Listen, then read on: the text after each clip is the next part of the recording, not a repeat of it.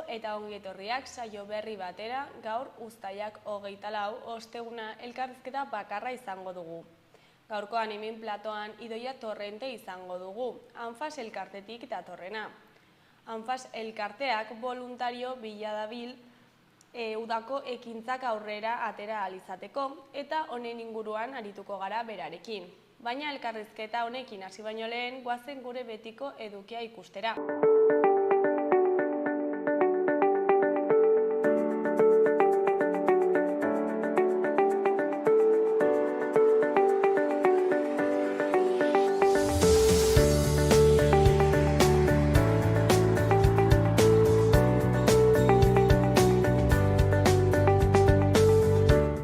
Guazen orain gaurko efemerideak ikustera. 1784ko uztailaren 24an Napoleonen tropak baztanen bataila irabazi eta Hego Euskal Herrira sartu ziren, konbentzio gerran. Denbora gutxian Euskal Herri osoa kontrolpean izango zuten. Donostiako Mitxelena alkateak hiria frantsesei errenditu zien hainbat baldintzarekin. Donostiarren erlijio katolikoa errespetatu, foruak 1200 aurreko egoerara itzuli eta armak hartzera ez behartzea. Gipuzkoak Frantziako gobernu iraultzailea onartu eta Frantziaren babeseko Gipuzkoako Errepublika independentea eratzeko proposamena egin zuen. 1785ean Arabak eta Bizkaiak proposamen bertsuak egin zizkieten. Gerra amaitutakoan Espainiarrek Gipuzkoako buruzagiak epaitu zituzten goi mailako traizioa egotzita. Egun berean, baina 1936ean Bartzelonatik atera zen Buenaventura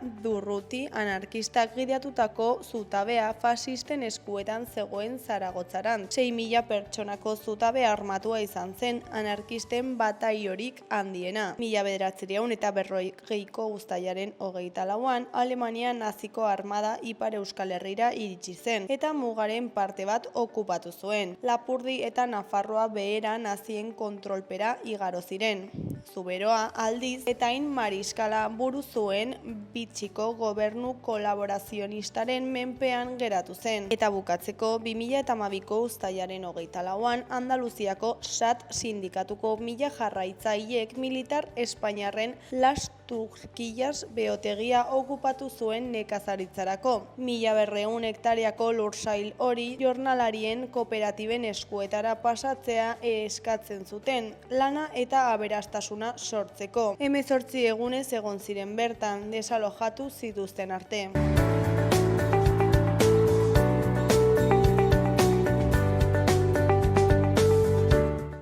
Ezagun gaurko egunkarien azalek zer dioten. Diario de Noticias egunkarian horrela dio lerroburu nagusiak. Gorenak ez du zer dan askatuko, sarearen zuzendaria dela esaten baitu. Koldoren audioak manipulatu izana baztertu du. Auzitegi Gorenaren ustez, politikari nafarrak bakarrik daki zeinek eta nola ordaindu zituzten hozkadak. Frogak suntzitzeko arrisku zehatz eta larria dagoela uste dute magistratuek. Aretoak nabarmendu du zer dani buruzko ikerketa hasi berria dela. Argazki nagusian, Ekain Imaz helmugatik gertu dago. Ezkerrean, Eki Uarte etapako irabazlea.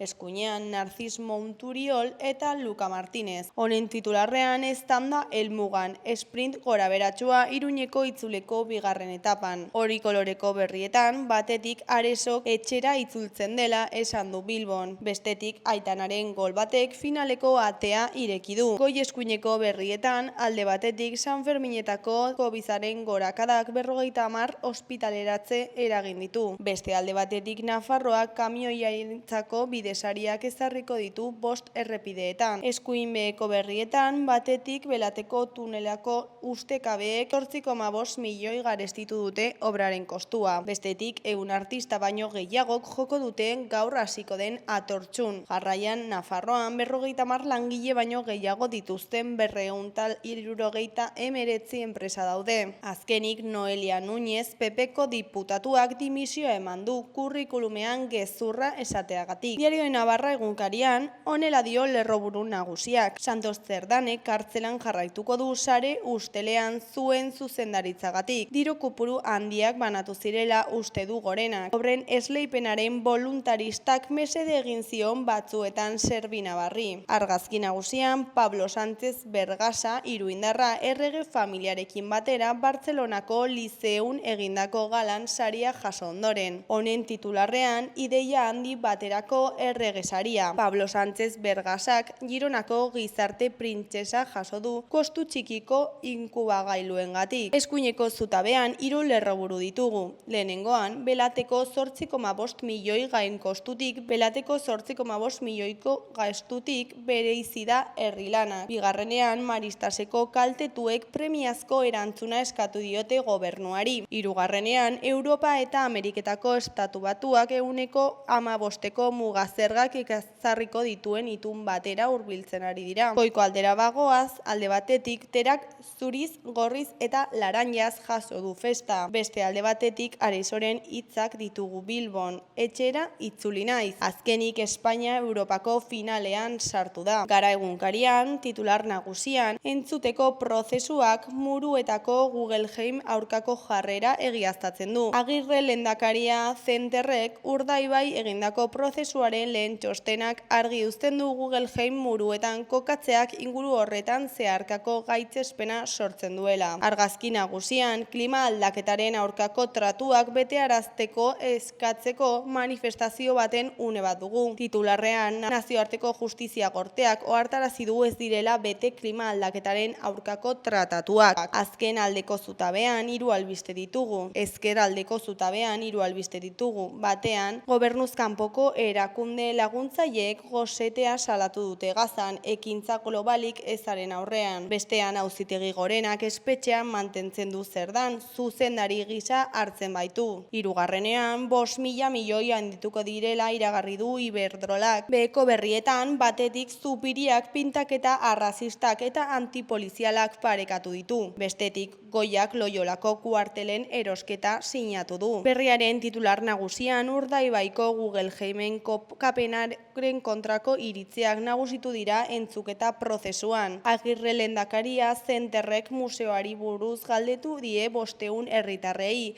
Eusko Jaurlaritzak eta Bizkaiko aldundiak eskatuta. Argazki nagusian emakume bat eta neskato bat Gaza hiriko Al-Shifa ospitalean atzo. Honen titularrean Hamasek Gazako setioaren kontra mobilizatzeko eskatu dio nazioarteari. Beheko argazkian Eneko Goia alkatea eskualdatzea sinatzen atzo. Honen titularrean Donostiako udalarenak dira Loiolako kuartelak. Beheko beste albisteetan batetik opor ereduak izeneko udako seriaren 3. atala dugu. Bestetik Euskal Herriko Unibertsitateak Bilboko klinika odontologiko soziala irekiko du. Herritar kalte berei harta emateko. Jarraian Belgikako kontratua berretsi egin diote Kafi, inoiz izan duen handiena. Eskuin aldean dagoen berriak horrela dio. Agak ebatzi du estatuek bete beharra dutela klima larrialdiari aurre egiteko. Bukatzeko goiko aldera bagoaz, Nila Heredia dugu, Boliviako osasun ministro ohia. Honen hitzetan, Ebok ondo gobernatu zuen lehen urteetan, baina funtsezko mamiari ez zitzaion heldu. Euskal Herria irratiari dagokionez, titular nagusian abildua Simontxu izenarekin dabilen Simon Maziasen hitzetan. Naizenaren eta sareetan erakusten dudanaren artean tarte txikia uzten saiatzen naiz. Argazkiak plazerrez igotzen hasi zen eta gaur egun 19.000 jarraitzaile inguru ditu Instagramen. Bidaiak, kanpermundua, jatetxe gomendioak, hausnarketa propioak edota lagun eta ingurukoen proiektuak konpartitzen ditu. @Simontxu jende askorekin konektaretzera eraman duena. Pertsonaiaren eta pertsonaren artean desberdintzen jakitea, hala ere oinarrizkoa iruditzen zaio. Eskuineko berrietan goikoan gidari elkartearen Eneko Egugureren arabera. Artzain belaunaldi berri baten bila gabiltza. Gidari Nafarroako lehen artzain eskola martxan jarri du Erronkari Ibarreko batzorde nagusia. Artalde elkartearekin batera. Abeltzaintza estentsibora bideratua dagoen formakuntza 2026ko urrian abiatzea aurreikusi dute. Bekoan, Danel galdaeraren arabera, oihukatzen duten emakumeak gustatzen zaizkit, txikitatik oihuak asko erlaxatu nau. Danel galdera Divina Komedia guardasola saiora ekarri dugu bere diskografia egitera. Bere bizitza nolabait markatu dituen abestien zerrenda ezagutuko dugu. Lana del Rey ez da falta, baina ez da Young Beef ere.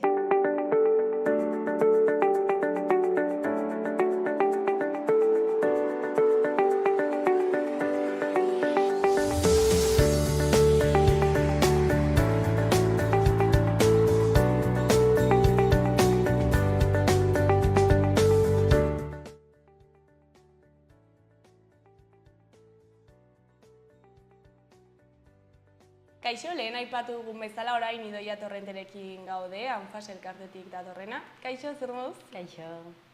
Bueno, Anfas elkartetik voluntarioak behar dituzue, ezta? Udako ekitaldiak aurrera eraman ahal izateko. Eta horrekin sartu baino lehen eta udako ekitaldi horietan murgildu baino lehen, azaldu guzu pixkat zer den Anfas elkartea, noiz sortu zen? Anfas elkartea familien elkarte bat da, orain dela 60 urte sortu zena, eta lan egiten dugu desgaitasun intelektuala duten pertsonekin eta garapenaren nahasmendua duten pertsonekin ere bai. Adin guztietatik, jaiotzatik, bizitzaren amaierar arte egiten dugu lan pertsona hauekin. Eta noiz sortu zen eta nolako bilakaera izan du honek? Sortu zen, esan dudan bezala, orain dela 60 urte gutxi gora bera, eta hasieran baizela elkarte oso txiki bat, familia batzuk sortu zuten, eta bai gutxinaka joan dela azten, orain bagara ere bai elkarte handiagoa, baina oraindik ere familiek badaukate garrantzi handia, familiak dira junta direktiban daudenak, erabaki horiek hartzen dituztenak, ez erabaki garrantzitsu horiek. Orduan oraindik ere familien garrantzi hori indarrean dago elkartean. Eta sortu zen helburu horiek, ez dakit presentzia daukate oraindik ere? Bai, azkenean urteetan zehar zenbait gauza aldatzen joan dira, baina pixkat muin horrek desgaitasun intelektuala daukaten pertsonak erdigunean jartzea, haiek ikustaraztea oraindik ere presente dago. Baina gizartea aldatzen doan einean ere elkartea aldatzen joan egin da beharretara egokituz. Eta zuen lan egiteko modua nolakoa da? Nola moldatzen zaren? Guk egiten dugu lan zonalde ezberdinetan, gaude Iruñan, Sakanan, Lizarran, Baztan Bidasoan, Tudelan eta Tafaian. Hemen Iruñako zonaldea bada handiena, baina gero zonalde guztietan baditugu programa ezberdinak. Orduan, guretzako garrantzitsua da, bai familiak, bai pertsonak, izatea lanaren erdian daudenak eta horren baitan antolatzea, eta gero, antolaketa honen baitan egiten ditugu programa ezberdinak aurrera eraman. Trebetasunen programa dela haur eta gazteekin, arreta goiztiarra ere bai, aisialdia, orain oporrak, pixkatola denetarik. Eta azaldu ezakizu pixkat zeintzuk diren udako programak edo? Orain udan baditugu programa ezberdinak, alde batetik daude oporraldiak, hasten direla justo larun bat honetatik abuztuako 26 arte, eta badira aste ezberdinak, non pertsona profesional bat joaten den bolondrez ezberdinekin eta desgaitasun intelektuala daukaten pertsona ezberdinekin, badira kasi 300 pertsona joaten direnak oporretara disfrutatzera, eta aurten adibidez bada Zarautzera, Oriora, Komarrugara eta Lekarozera. Eta oporre hauen helburua da pixkat pertsona hauek disfrutatzea, ondo pasatzea, deskantsatzea ere bai, eta haien familiak ere bai deskantsu hori egin ahal izatea. Gero beste alde batetik badaukagu udan ere bai kanpamentua hemen Iruñan, Tudelan eta Lizarran egiten dena, pixkat kontziliazio familiarra posible izan dadin, eta baita ere haur eta gazteek kurtso osoan zehar landu dituzten kontuak lantzen jarraitzeko, Gero beste alde batetik, maiatzetik irailera daukagu Zabalik Lizarrako peregrinoen aterpetxea, bertan desgaitasun intelektuala daukaten pertsona batek egiten du ospitalero bezala peregrinoi pixkat dena azaltzen tala, eta hor bolondrez batek laguntzen du pertsona hau, pixkat egun horietan akonpainamendu bat eginez. Gero beste alde batetik badaukagu lagunekin irteerak izeneko programa, bertan badaudela gazteak eta helduak eta egiten dituzte ekintza ezberdinak, beraiek planteatzen joaten direnak, esposizio bat ikustera joatea, paseo bat ematera joatea, pixkat hola denetatik, eta gero sartze aktiboaren programa. Hau ere kurtsoan zehar badagoela, eta orain udan da goizetan. Eta lantzen dituzte gauza ezberdinak, sukaldatzeka tailerrak, paseoak, pixkat baita denetarik. Eta beti voluntarioekin funtzionatzen duzu edo nola moldatzen zarete? Orokorrean gure programa ia guztietan esango nuke badaudela bolondresak. Orduan, bolondresak dira askotan aurrera jarraitzen laguntzen digutenak, orduan pila bat eskartzen diegu beraiek egiten duten lana, pertsonak baita ere bolondresekin oso gustora egoten dira, bolondresak baita nik uste oso gustora egoten direla, orduan guretzako dira pieza oso klabea gure elkartean. Eta orain udako ekintzetan, zein da pixkat haien papera edo ze tarte bete behar dituzu, ez batzuk beteta dituzu ja, ez? Bai, udako programetan daude bolondresak guztietan, gehien kostatzen zaigunakola bolondresak lortzeko dira oporrak, azkenan badirelako 7 egun joatea eta mundu guztiak ez daukalako disponibilitatea, eta programa bakoitzan betetzen dute funtzio ezberdinat. Oporretan hori da 7 egun kanpora joatea, gehien bat animatzea jendeak ekintzak egitera, laguntza bat eskaintzea baita egunerokotasunean, azkenean bazaude egun guztia desgaitasuna duten pertsonekin. Gero, udan ere bai programan goizez egiten da, orduan hor da, 3 eta 21 urte bitarteko partaidei laguntza ematea, beraiekin egotea, zaintza bat ematea.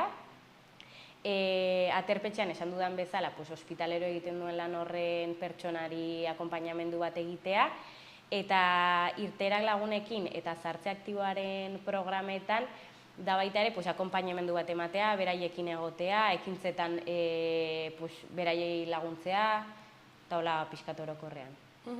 Eta voluntario izateko ezakit prestakuntza bereziren bat behar da, ez?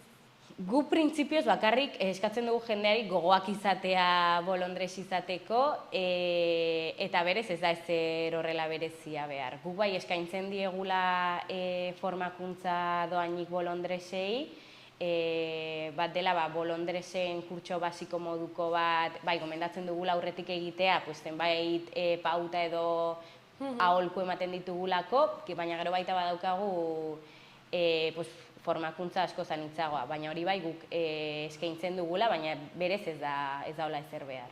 Eta jendea voluntario izan aurretik ezakit orduri dago, ez jakintasun handia ikusten duzue? Badago pixkat denetarik, ze bolondresen perfila da superzabala, badago jendea oso gazte animatzen dela 16 urterekin, badaude ere bai 80 urteko bolondresak, orduan batzuk eramaten dutela, igual 20 urte bolondres izaten, beste batzuk lehen aldia da, igual lehen aldian badago pixkat urduritasun puntu bat, azkenean ez ezaguna delako, baina orokorrean bai jende oso gustora egoten dela. Eta igual lehenengo egunetan bazaudela pixkat urduri, baina gero ja martxatzean, jendea ezagutzean, asko zerrazagoa. Eta zuk zergatik gomendatuko zenuke voluntario izatea? Guk beti esaten dugu behintzat probatzea aukera ona dela, azkenean behin probatuta gero jende askok errepikatzen du, baina behintzat jakiteko nolakoa den esperientzia, eta orokorrean jendea oso pozik dago, ze azkenean ikasten da pila bat, baina baita ere disfrutatzen da, jendearekin zaude, harreman politak sortzen dira. Orduan, jendeak orokorrean esaten digu, bai, askotan nekatuta bukatzen duela astea, baina baita ere oso pozik. Pero ere, oporraldi hauetaz aparte ere, eguneko kanpaldiak dituzu, ezta? Eta hauek nola funtzionatzen dute? Bale, hauek egiten ditugu San Juan de la Cadena eskolan, eta hor dira goizeko ordutegian. Gutxi gora bera 8:30 3 arte, eta hor daude 3 urtetatik 21 urtetarako partaideak. Orduan egiten dira talde ezberdinak, beharren arabera, adinen arabera, eta hor baita bolondresak eta profesionalak bereizten dira talde ezberdinetan, eta egiten dira ekintza pila bat, igerilekura joatea, eskulanak egitea, paseoak ematea, pixkat denetarik. Partaiden arabera, astearen arabera. Eta gero, erabiltzaileen aldetik, ezagitzea adintarteetan mugitzen dira? Badago denetarik. Egia esan adibez, hori, udan ere bai programan badira bai txikita gazteak, gero porretan egiten dira talde ezberdinak, txikitatik, gazteak, helduak, 3. adinekoak, eta gero badago eskarbi taldea, dela behar bereziak edo behar handiak dituzten pertsonak. Sartze aktiboan badaude 40 urte baino gehiagoko pertsonak, lagunekin irteeretan badaude gazte taldeak eta heldu taldeak, eta terpetxean denetarik animatzen den edonor. Eta jendea normalean urtez urte egoten da? Bai, normalean jende askok urtez urte jarraitzen du, bai, igual urteren batean lan kontuengatik edo gauzaz berdinagatik ez duela parte hartzen, baina orokorrean bai jende askok jarraitzen duela. Eta zuek anfasetik ardatz desberdinetan mugitzen zarete, ezta? Saldu ezakezu pixka bat? Bai, guretzako oso garrantzitsua da desgaitasun intelektuala daukaten pertsona hauek erdigunean jartzea, gure kaleetan presentzia izatea ez, ikustaraztea beraiek ere bai badirela gure komunitatearen parte. Orduan, lan handia egiten dugu geroz eta gehiago gainera komunitatean, jendearekin zuzenean, haien ahotsak entzuten ez, beraien iritziak entzuten, jakinda zer egin nahi duten, nola familiekin berdin, azkenan, sobretodo, txikiagoekin eta hola, familiekin oso presente ditugu, lan handia egiten dugu beraiekin, eta gero baita ere, saiatzen gara gizartearekin lan egiten, sentsibilizazio lana egiten, presente egoten jendearen egunerokotasunean, eta baita ere ez ahaztea pertsona, desgaitasuna duten pertsona hauek. Eta adibidez, ze programa egiten dituzue sentsibilizaziorako? Guk eskaintzen dugu sentsibilizazioa zonalde ezberdinetan, nahi duen elkarte, ikastetxe edo nahi duten entitate ezberdinek eskatu dezaten. Izan dira hitzaldiak unibertsitateetan, ikastetxeetan, elkarte ezberdinetan, pixkat ere desgaitasun intelektuala ezagutzera eramateko, ez askotan desgaitasunen artean hazten zaigu ere bai adimen urritasun hau badagoela, orduan sentsibilizazioa egiten da zentzu horretan, gero ere bai sare sozialetan, notizia ezberdinetan lan egiten dugu. Eta esango zenuke hemen Nafarroan ez jakintasun handia dagoela? Nik uste dut, bai, asko aurreratu dugula azken urteetan, baina oraindik ere badagoela lan egiteko beharra. Gutxinaka bagoaz, pausu txikiekin lanean, baina oraindik ere falta da ez kontzientzia handitzea, pertsona hauek baita ere entzutea, haiek badutelako zer esana, orduan asko aurreratu dugu, baina oraindik ere badago asko aurreratzeko. Eta adibidez politikariek zerbait egin dezakete integrazio hori sustatzeko? Asko egin daiteke, baina ere badago asko egiteko.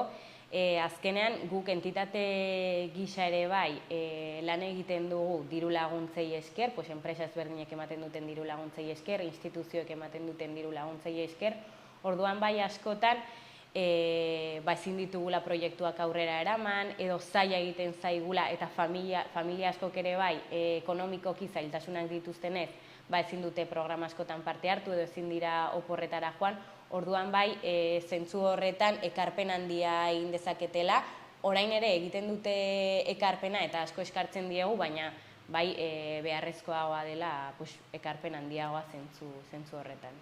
Eta gu herritar moduan zer egin dezakegu haien integrazioa hori sustatzeko? Adibidez horrelako elkarrizketekin guri asko laguntzen diguzu, azken aste hauetan elkarrizketa ezberdinak egin dituzte, hola bolondres pila bat animatu dira, eta batez ere hitz egitea gai honen inguruan, baita ere desgaitasun intelektuala duten pertsonei agotxa ematea, beraiek ere bai ona etorri ahal izatea kontatzera bere bizikpenak, nola sentitzen diren, bere iritziak orokorrean, adibidez, zentzu horretan anfasen badaude talde ezberdinak lantzen dituztela gai ezberdinak, eskubideak, generoa, LGTB kolektiboa, orduan bai, pertsona hauei baita ere ahotsa ematea badutelako zer esana eta egiten dituztelako ere bai haien hausnerketak, haien ekarpenak.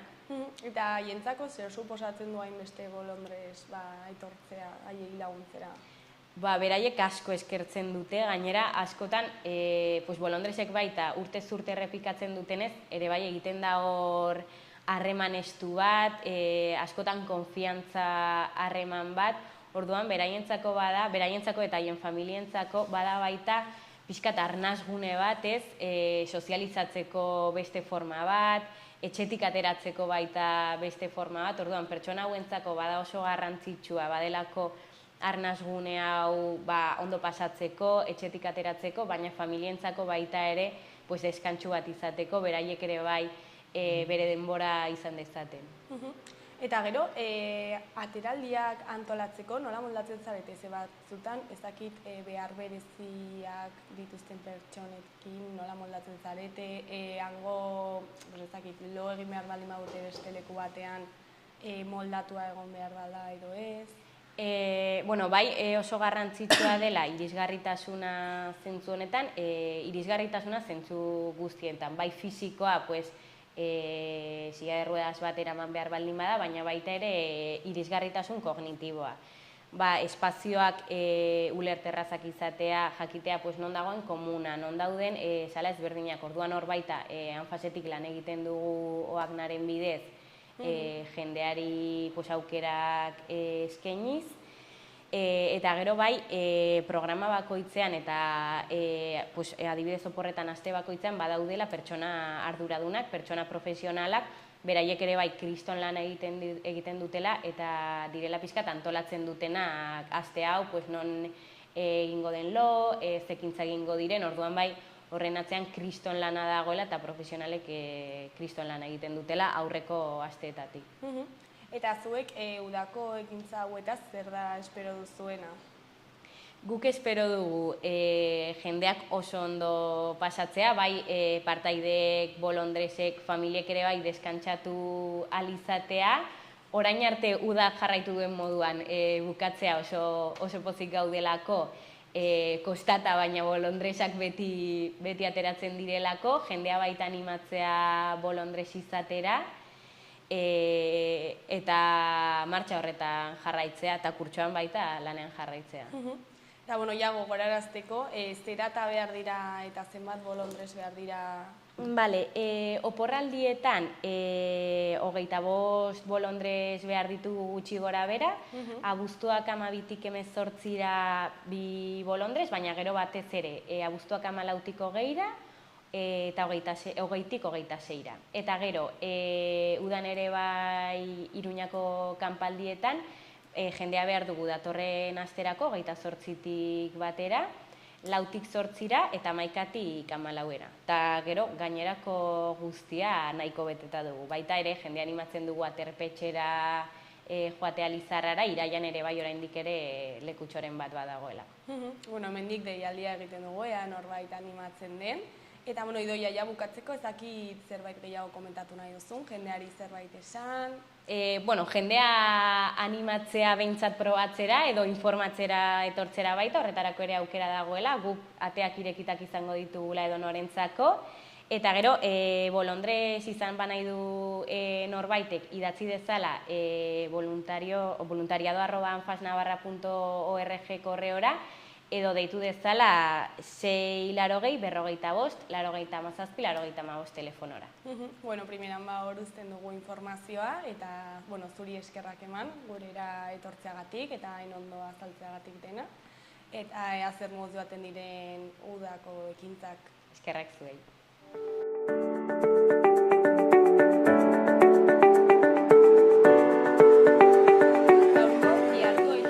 Bateko eguraldiaren iragarpena ikusiko dugu orain. Gaur, osteguna ildo beretik jarraituko du eguraldiak. Iparraldean giroa goibela izango da eta tarteka euria egingo du, edo zaparradaren bat botako du. Iparekialdean zaparradak mardulagoak izango dira. Hegoaldean euri gutxiago egingo du eta modu arinagoan. Arratsaldean hodeitza ez da hain trinkoa izango, batez ere Ebro ibarrean. Temperaturan aldaketa handirik ez, maximoak 20 eta 25 gradu artekoak izango dira. Arratsaldean iparraldeko haizea indartu egingo da, bolada gogorrekin. Ostiralean temperatura maximoak baliteke gradu pare bat igotzea, batez ere hegoaldean. Kantauri isurialdean 22-25 gradu artekoak izango dira.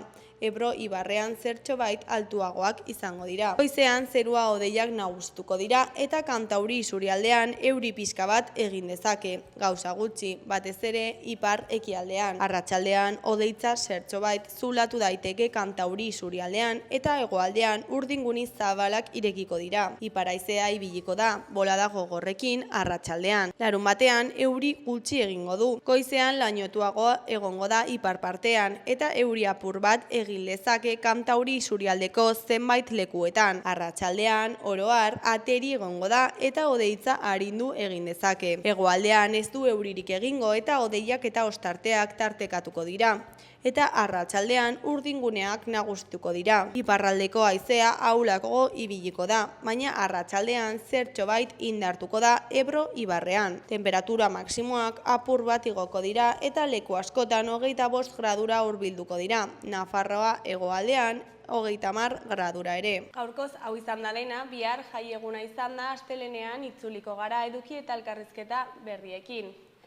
Mila esker zuen arretagatik eta asteburu ona pasa. Agur!